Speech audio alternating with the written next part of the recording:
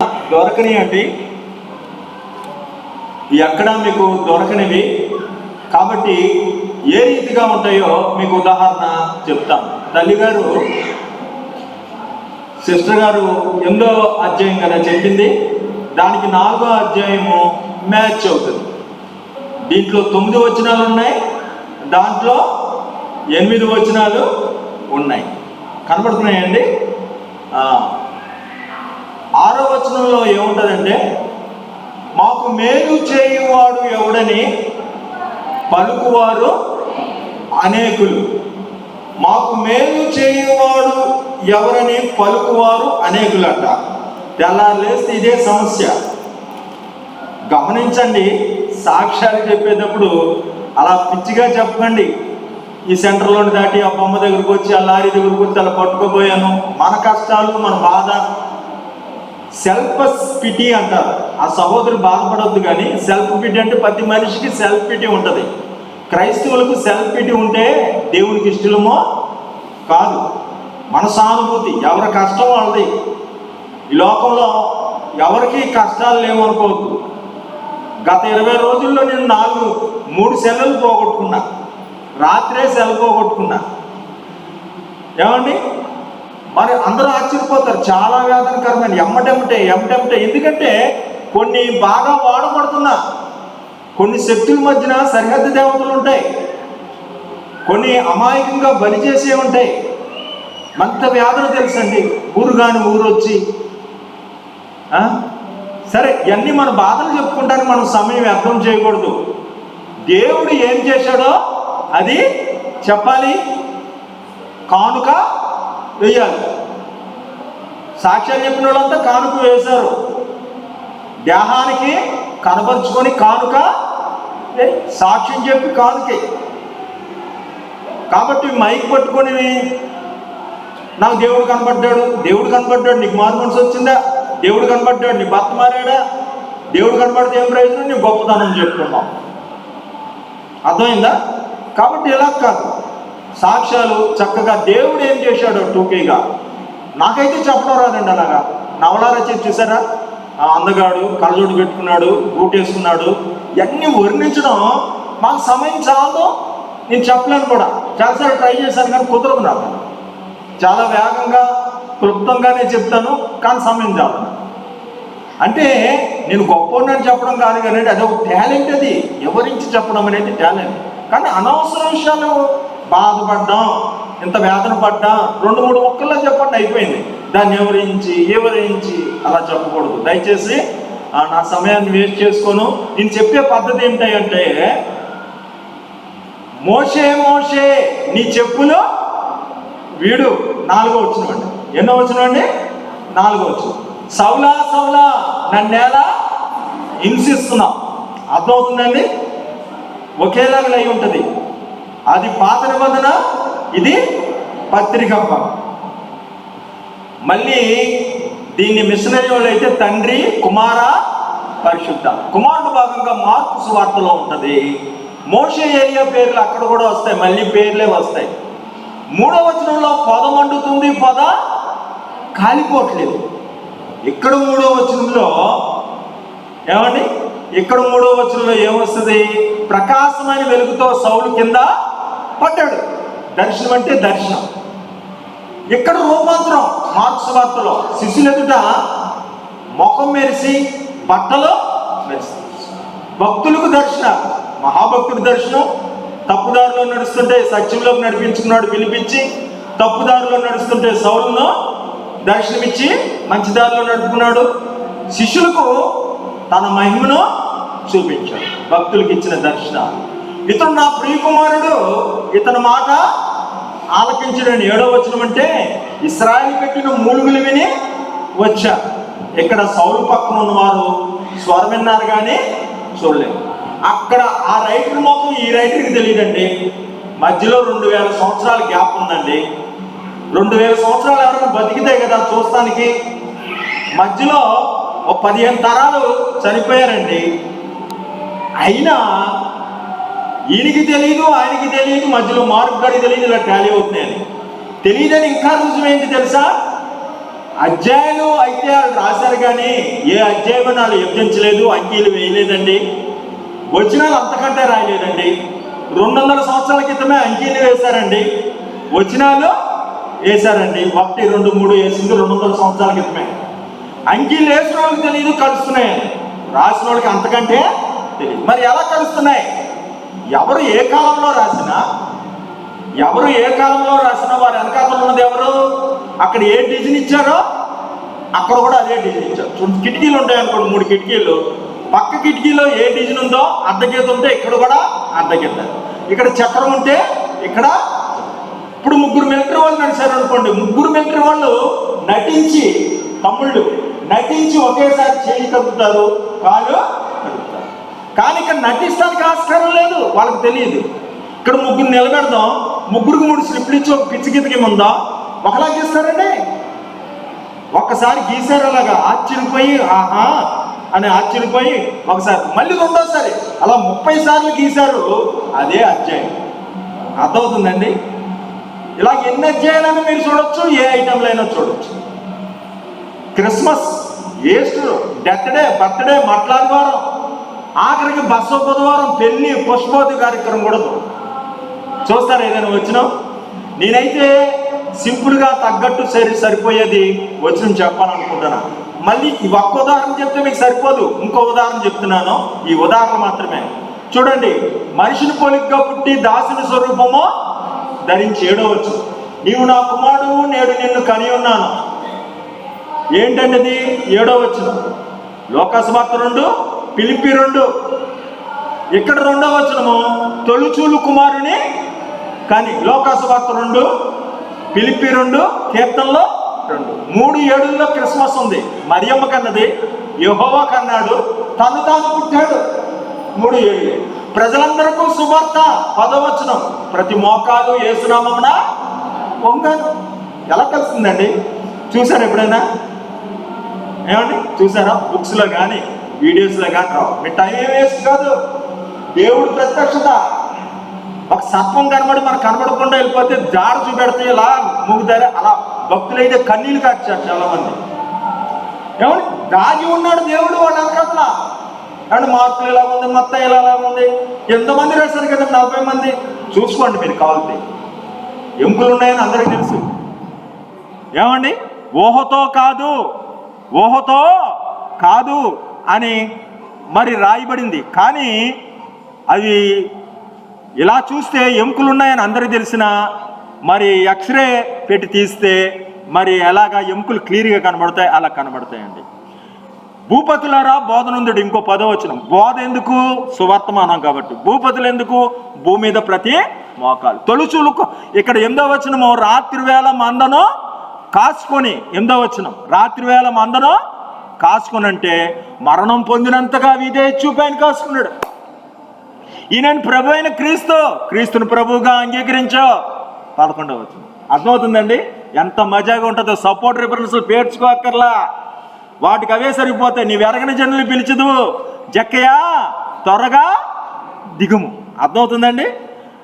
5వ వచనం, 5వ వచనం. 6వ వచనం, యెహోవా దొరికినప్పుడే పట్టుకోండి, సమీపంలో ఉండగా వేడుకోండి, జక్కయ్య త్వరగా దిగి చేర్చుకున్నాడు. అర్థమైంది కదా? ఈ రీతి వచనాలు మనం ఎలా క్లుప్తంగా రచిస్తామండి? నేనేమని చెప్పాను దీంట్లో? ఒక కథగానే ఉపమానం ఏముండదు. దేవుని స్తోత్రం.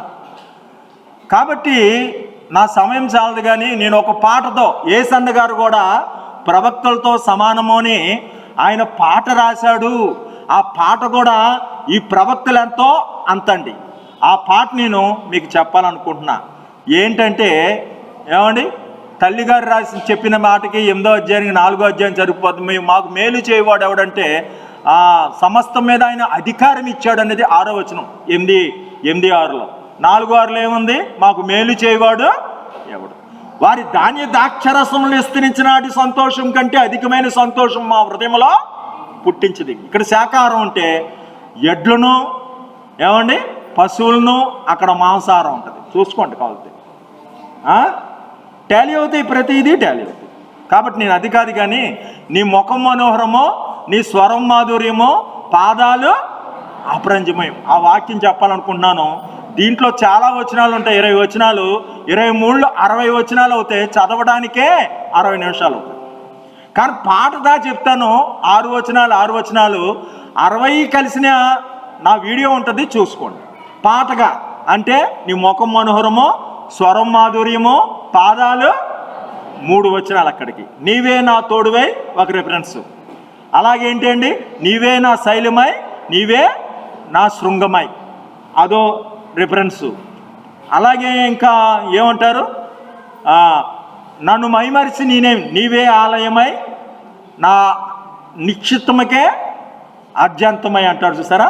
ఆ 3 రిఫరెన్సులు 3 పల్లవులకి, మొదటి ఆ పల్లవికి చరణాలకి. ఏమండి 6 రిఫరెన్సులు చూద్దాం. కానీ అండి మరి చాలా వేగంగా చెప్పవలసి ఉంటుంది. చివరన 5 రిఫరెన్సులు ఇస్తాను, ఎన్ని సంఘక్షేమము. దయచేసి నాకు సమయం చాలదు, మీరు అర్థం చేసుకోండి, నన్ను క్షమించండి. ఓకే, ఈ 5 రిఫరెన్సులు మాత్రము చివరన 7 నిమిషాల్లో చెప్పేస్తాను. దేవుని స్తోత్రం. మొదటి మాట అండి, చూడండి 12వ వచనం చూడాలి. 3 అధ్యాయాలు చెప్తాను, మళ్ళీ చెప్పను. ఏ అధ్యాయాలు అని అడగకూడదండి. ఇక ఏ ప్రసంగి 10వ అధ్యాయం, ప్రకటన గ్రంథం 1వ అధ్యాయం, ప్రసంగి 10, ప్రకటన 1, లోకాసు వార్త 12వ అధ్యాయం. దీంట్లో ఏంటంటే సారాంశం, నా ప్రసంగ సారాంశం చెప్తున్నాను. ఏమి తిందుమా, ఏమి తాగుదుమా అని మీరు చింత పడవద్దు. ఆకాశ పక్షులను చూడుడి, విత్తవు కోయువు. నా ప్రాణమా, తినుము తాగుము సుఖించుమని చింతపడొద్దు. సమస్తము సమకూర్చుకున్నవాడు దేవుడు అంటున్నాడు, వెర్రివాడా, ఈ రాత్రే నీ ప్రాణము అడుగుచున్నాను. కాబట్టి కంటికి కనిపించిన శక్తులున్నాయి. ఈ కంటికి కనిపించిన శక్తులు బట్టే డబ్బు సంపాదించుకుంటే చాలదు, ఏ యాక్సిడెంటో చేయగలదు. లేకపోతే ఉరి పెట్టుకుంటారు సినిమా యాక్టర్లు సైతం. డబ్బున్నోళ్ళు కూడా, డబ్బు మీద పడుకుని ఒక ఆవిడ ఏమండి ఏం జరిగింది, సూసైడ్. డబ్బు దొంతర కట్టి 10 అడుగులు దాని మీద పడుకొని చనిపోయింది. అర్థమవుతుందండి. కాబట్టి డబ్బు ఒకటే కాదు, సంపాదించుకోవాల్సిన అదృశ్యమైన శక్తులు ఉన్నాయి అనేది సారాంశం. మధ్యలో లోకాసు వార్త 12 అండి. కాబట్టి అదృశ్య శక్తులు, కంటికి కనిపించిన దేవదూతలు, దెయ్యాలు. ఇందాక సహోదరి లేచి ఆ పూజ అన్న ఆవిడ మీద శక్తులేంటి, అదృశ్య శక్తి. అదృశ్య శక్తులు యాక్సిడెంట్లు చేస్తాయి, అదృశ్య శక్తులు గొడవలు పెడతాయి, అదృశ్య శక్తులు మనశ్శాంతి లేకుండా చేస్తాయి. నువ్వు ఇంట్లో సినిమా సీరియల్స్ పెట్టుకున్నావా, అదృశ్య శక్తులు వస్తాయి. నీకు అష్టాచమ్మ మా ఇంటి మా లక్ష్మే, నీ డాక్టర్ బాబు నువ్వు సుమ్మనే. కానీ ఆత్మీయ కరోనా వచ్చేసింది, పిల్లలు చదవరు, నీకు ప్రార్థన రాదు. తండ్రి వీరేం చేయుచున్నారో వీరు ఎరగరు కనుక వీరిని అని రానబోయిక తెలిసేంది పెద్ద కేటు. వాడు అలా చేశాడు. ఆ హీరోయిన్ మాత్రమే మంచివాళ్ళు. ఈ స్త్రీ పురుష ఆరాధన వీళ్ళు ఎప్పుడు కలుసుకుంటారు? అయ్యో అపార్థం వచ్చేసింది, మధ్యలో వీడు అపార్థం పెట్టేశాడేంటి. ఏమండి చర్చికి వస్తారని పేరేనే కానండి, ఇంటికి వెళ్ళి చూడాలి వాళ్ళ ఆరాధన. ఇక్కడ ఆరాధనకైతే అందరిని బెదర కొడతారు కానీ టైం పెట్టి సీరియల్ మీద సీరియల్లో. ఈ ఆరాధనలో ఉన్నవాళ్ళు మళ్ళీ స్త్రీ పురుష ఆరాధనలో ఉన్నారన్నా భర్తను రక్షించుకోలేరు. ఏమన్నా మీ పిల్లలు చదవరు, మరి ఇటువంటి వాటిని వదిలిపెట్టాలి. టీవీలో బొమ్మ రోల్ అవుద్ది, ఒక్కోసారి ఏమని గడిబిడవుద్ది. మొదటిది నీ ముఖం మనోహరం అంటే క్లియర్గా ఉండాలి. హృదయ శుద్ధి గలవారు దేవుని చూచిదురు. నీ దర్శనం బాగుండాలి. మనం దేవుని దగ్గరికి ఎందుకు వచ్చామంటే అగ్ని ఆరోదు పురుగు సావదనే లోకం నుండి తప్పించుకోవడానికి వచ్చాం. అది మన దర్శనం. కలిసి వస్తుందండి, వ్యాపారం కలిసి రావాలండి, ఏదో మా దేవుడండి, నేను దేవుని బాగా ప్రేమిస్తానండి, దేవుడి సబ్జెక్ట్ అంటే చిచ్చి, ఈ పాపం అంటే నాకు ఇష్టం, ఇలా రావద్దు. అగ్ని ఆరదు పురుగు, అది దేవుని మురుపు మీద దేవుని కోసము ఏదో కలిసి. ఎవరు సరైన భక్తి చేయలేదు, ఎవరు ఏదో టైంలో అప్పగించేశారు. నరకంలో పడిపోతాననే భయంతో వచ్చిన వారు మళ్ళీ పడిపోయినా తిరిగి లేవగలరు. ఏమండి మురుపుంతో చేసే భక్తి పడిపోయారా, నేను నడవలేనండి ఎందుకులే అని మళ్ళీ రారేక. మురుపుంతో చేస్తున్నావా, భయముతో, భయమే జ్ఞానానికి మూలం. ఏమన్నా 3 అధ్యాయాలు చెప్పానుగా, ప్రసంగి 10, లోక 12, ప్రకటన గ్రంథము 1వ అధ్యాయం. పెన్నులు కానీ కాగితాలు కానీ ఏదైనా పెట్టుకొని రాకపోతే ఎడమ చేత్తో ప్రసంగి పట్టుకుంటే కుదురుద్ది, కుడి చేత్తో ప్రకటన గ్రంథం పట్టుకుంటే కుదురుద్ది. 2 బొట్టనలు తీసుకెళ్ళి లోకాసు వార్తలో పెట్టవచ్చు, జల్లల్లుతారు, కుర్చీలు అల్లుతారు, అన్నీ తెలుసు. కానీ బైబిల్ రోజు చదివితే ఎవ్వరూ భయపడరు ఇలా పట్టుకోవడానికి. 12వ వచనం ఏం చెప్తుందో నేనే చెప్పేస్తాను, లేదా మీరు చెప్పకపోతే నేను చెప్పేస్తాను. మీరు చదవండి ముందల 12వ వచనాలు. ఏదైనా 12వ వచనం చదవచ్చమ్మా 3 అధ్యాయాల్లో ఏదో ఒకటి. ప్రకటన గ్రంథంలో నేను చెప్తున్నాను 12వ వచనము, ఇది వినగా నాతో మాట్లాడుచున్న స్వరమేమిటని చూడా తిరిగి. స్వరమేమిటి? 1000 ఏనుగులు పిలుస్తున్నా నా పిలిపే వినబడుతుంది. ఏనుగులు మగోళ్ళు గుర్తుమాట అండి. ఏమని ప్రియురాలకి ఎవరు వినబడుతున్నారు? 1000 ఏనుగులు, 1000 మంది ఉన్నా అందులో ప్రియుడి స్వరమే ఉంటుందట. ఏమని ఈ తాయితీ కట్టుకో అనేది ఒక ఏనుగు చెప్తుంది. కన్యకను ఒక పురుషుడికి ప్రదానం చేసినట్టు నీ హృదయం యేసుక్రీస్తుకు ప్రదానం చేశాను బాప్తిసం ఇచ్చి. సర్పం యుక్తిగా వచ్చి ఇది లాభం అది లాభం, ఇది బాగుంది, ఏం పాపం కాదు కదా అని చెప్పుద్ది. అవ్వమ్మను చెరిచింది. ఎదురుగొచ్చి మాట్లాడిన ఏది వినకూడదండి. ఏ సాక్ష్యమైనా ఎదురుగొచ్చి చెప్పాలి, పక్కనొచ్చి చెప్పిన వినకూడదు. అర్థమైందండి? కాబట్టి మీ హృదయాలు లోకతో స్నేహం చేస్తే అది వ్యభిచారులారా అన్నాడు. లోక స్నేహము దేవునితో వైరము కాదు. కాబట్టి ఎవరు స్వరం వింటున్నావు? కొనేటప్పుడు నువ్వు అడిగి కొనాలి, వెళ్ళేటప్పుడు అడిగి బయలుదేరాలి. ఏ వ్యాపారమో అడగాలి. ఆయనకి ఇష్టం కాని వ్యాపారం వద్దు, ఆయనకి ఇష్టం కాని పెళ్ళి వద్దు, ఆయనకి ఇష్టం కాని చేయకూడదు. 10th పాస్ అయ్యారు, బైపీసీఏ హెచ్ఈసీ అని దేవుణ్ణి అడగ. నాకు ఇది నచ్చిందండి. నచ్చిందంటే నచ్చినట్టే ఉంటుంది. ఎక్కడ వేసిన గొంగలే. ఎంఏ అయిపోయింది, ఉద్యోగం లేదు. ఎంటెక్ అయిపోయింది, ఉద్యోగం. దేవుణ్ణి అడిగి బయలుదేరితే ఎర్ర సముద్రం అడ్డు వచ్చినా పాయిలు అవుద్దంతే. అది యోర్దానైనా ఎర్ర సముద్రాన్ని పారిపోద్దు. భయం లేదు, జయం మనకు. చిత్తంలో మేఘం కదిలితే కదిలారు, ఆగితే అది దేవుని పెట్టిన పని. మరి మనం ఎలాగ అడుగుతున్నాము? యెహోవా వద్ద విచారణ చేయకుండా. ఎవరిని అడిగి బయలుదేరో యెహోషువకు చెప్పాడు. కాబట్టి అండి మనం విచారణ చేయాలి. ముందర స్వరం వినాలి. స్వరం వినాలంటే హృదయ శుద్ధి కావాలి, మనకు దర్శనం కావాలి. ఈ 12వ వచనంలో లోకావాస వార్తలో కూడా 12 మీరు ఏమి చెప్పవలసినది పరిశుద్ధాత్మ గడిలో మీకు తెలియచేస్తారు. 12వ వచనం. మళ్ళీ ఇంకో 12వ వచనం ఉంది. ఏమండి? ప్రసంగి 12, 10, 12 చదవండి. జ్ఞానిని మాటలు ఇంపుగా ఉండును, బుద్ధిహీనుని మాటలు వానినే మింగివేయను. 12వ వచనాలు అయిపోయినాయా? స్వరం అయిందండి. ముఖం మనోహరం. చూడండి 1వ వచనం. బొక్కావాని తైలంలో చచ్చినేగ పడితే అది చెడు వాసన కొట్టు. దేవుని స్తోత్రం. సంఘం అండి ఇది. బొక్కావాని తైలము లేదా నీ హృదయం అండి. చిన్న తేడా వస్తే మన దర్శనము లయ. ఒక భక్తుడి కంట రోజు 4 గంటలు లేపేవాడంట దేవుడు. ఆ రోజు తనకు కావాల్సిన సబ్జెక్టులో దేవుడి విషయమే ఆ అరికథ దగ్గర ఏదో చెప్తుంటే కొద్దిసేపు అలాగ ఆగాడి విన్నాడంట. ఆ తూము దగ్గర అక్కడికి వెళ్ళా, దూరం నుంచి వస్తే విన్నాడంట. ఆ తెల్లారుజామున లేపలా. అర్థమైందండి? హృదయ శుద్ధి గలవారు ధన్యులు. తీగలు మీరు, ద్రాక్షవల్లి నేను. నాకు వేరుగా ఉండి మీరేమి తీగి ద్రాక్ష వల్ల నిలిచి ఉండాలి. ఏమండి? బాప్తీసాలు పొందుతారు, బాప్తీసాలు రక్షించవు, గుర్తింపు మాత్రమే. చూడండి పేతురు వీళ్ళంతా, ఏమండి యోధ, తోమా గారు వీళ్ళంతా బాప్తీసాలు పొంది భార్యలను వదిలి, ఏమండి వలలో వదిలిపెట్టి వచ్చారు. కానీ ఒకడు అప్పగించాడు, ఒకడు అబద్ధాలు ఆడాడు. ఏమండి? తోమా గాయాలు రేపారు. కానీ ఎప్పుడైతే నిలిచి ఉన్నారో వారి మీద పరిశుద్ధాత్మ వచ్చింది. అవునా కాదా? మీరు ఎంతసేపు నిలిచి ఉంటున్నారా అనేది ముఖ్యం, కానీ బాప్తిసం పొందారా లేదనేది ముఖ్యం కాదు.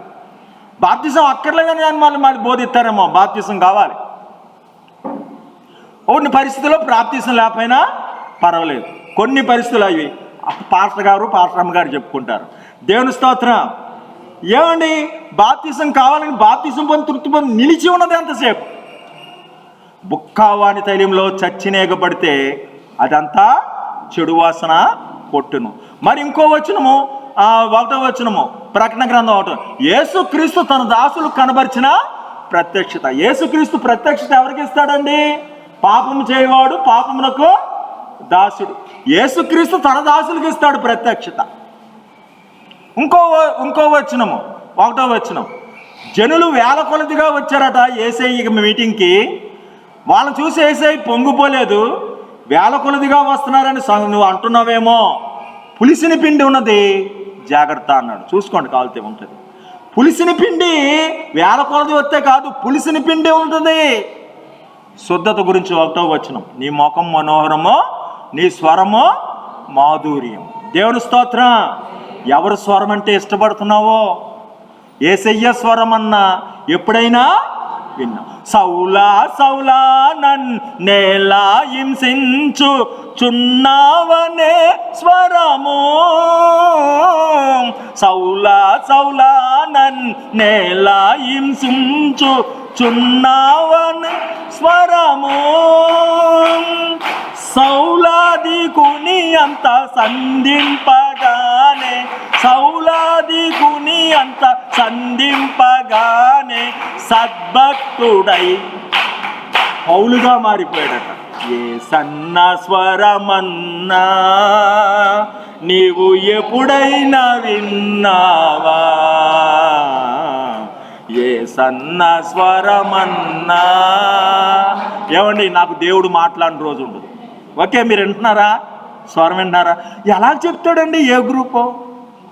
నేను ప్రార్థన బాగా చేస్తున్న దినాల్లో నాతో మాట్లాడింది తక్కువ, కానీ ఇప్పుడు సేవకుడుగా ఉన్న తర్వాత ఎక్కువ మాట్లాడు. దేవుని స్తోత్రం. ఏమండి, మీ ప్రభునందు ప్రయాస అర్థం కాదు. అప్పుడు ప్రార్థన ఇప్పుడు వదిలిపెట్టలే నన్ను. ఇప్పుడు మాట్లాడతాడు. జకర్యా, నీ ప్రార్థన ఏ ప్రార్థన వ్యర్థం కాదు. దేవుని స్తోత్రం. కాబట్టి అండి, ప్రభునందు ప్రయాస వ్యర్థం కాదు. మనం ఆయన స్వరం విని ఏదైనా చేయాలి. కాబట్టి మారు మనసుకు కూడా స్వరం వినాలి. ఆ బాప్తిసం తీసుకుంటారో పేరు మార్చుకుంటే మంచిది. అభ్యంతరమైన పేర్లు లక్ష్మి, వెంకటేశు, వాళ్ళ పేర్లు తలవకూడదు కాబట్టి మార్చుకోవాలి. అభ్యంతరం కానప్పుడు మనం మార్చుకోవాల్సిన అవసరత. ఆయన సమస్త దేవతల కంటే పూజ కాబట్టి మీ ఇష్టం, మీ అభిరుచి అనుకోండి. అది ఎవరో అభ్యంతరం పెట్టేది కాదు. 12వ వచనాలు ఇలా కలిసినాయి, 1వ వచనాలు కలిసినాయి కదా. 15వ వచనం చదవండి. 15వ వచనం ప్రసంగి 15వ వచనం. 15వ వచనం, ఊరికి పోవు త్రోవ. చదవండి. ఊరికి పోవు త్రోవ ఎరగన వారై బుద్ధిహీనుడు ప్రయాస చేత. ఏంటి త్రోవ? ఎవడి బుద్ధిహీనుడు అంటే మానవుడు. అయ్యా, నిలవరమైన పట్టణం మనకిక్కడ లేదు. ఎత్తు చోట్లకు మనుషులు భయపడతారు. బావిలో చక్రం పడిపోతుంది, బుడ్డ పురసకాయ పగిలిపోతుంది, కిటికీలో ఉండి చూసువారు కానరారు, విసిరువారు తక్కువ అవటం వలన పని చాలించుకుందురు. ఏమని? మరి అన్నీ తిరగటదాలు ధ్వని తగ్గిపోవును. నువ్వు ఉండవయ్యా. ప్రతి 75 ఏళ్ళు బ్రతికిన మనిషి 25 ఏళ్ళు చచ్చిపోతాడు.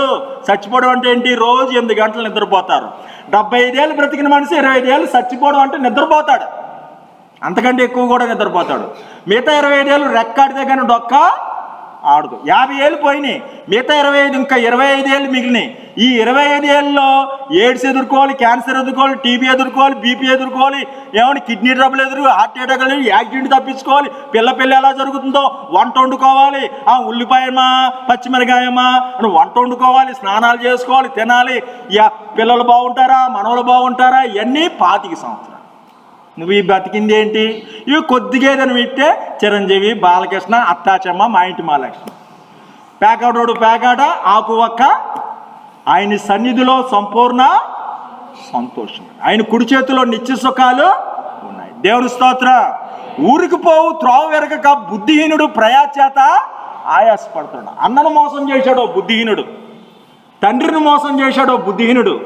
ఊరికి వెళ్ళో త్రోవ తెలియదు. అర్ధరాత్రి సాయంకాలం అయిపోయింది, అక్కడ అలసుడు వచ్చి నిద్రపోతున్నాడు, ఇటుకని తలగడగా చేసుకొని.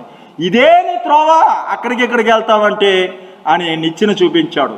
కింద నుంచి దేవదూతలు పైకి వెళ్తున్నారు, పైనుంచి దేవదూతలు కిందకే వస్తున్నారు.